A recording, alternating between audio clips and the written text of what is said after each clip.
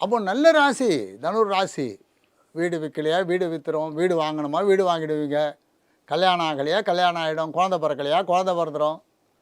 சந்தோஷம் இல்லையா, சந்தோஷம் வந்துடும். ஆனால் எல்லா அடியும் ஒவ்வொரு அடியும் ஜாக்கிரதையாக எடுத்து வைக்க வேண்டும்.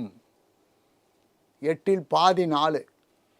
8ஆம் இடத்துல இருக்கிறது கொடுக்குற கஷ்டத்தில் பாதி கஷ்டத்தை கொடுக்குற இடத்துக்கு வரார். பயமுறுத்துறோமா? இல்லையே, ஜாக்கிரதைன்னு தானே சொல்கிறோம். பயமுறுத்துறது எங்க?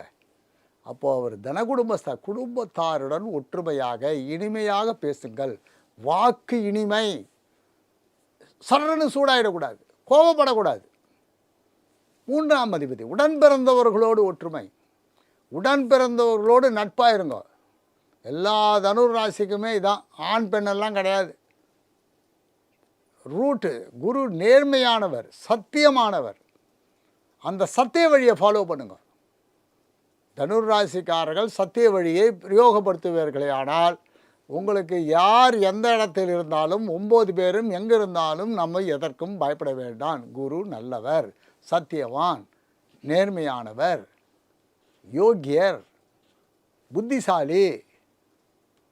எந்த குலத்தில் இருக்கீங்களோ, எந்த பிரிவில் இருக்கீங்களோ அந்த வழியை ஃபாலோ பண்ணி கரெக்டாக நடந்தீங்கன்னா உங்களுக்கு கஷ்டம் வரவே வராது.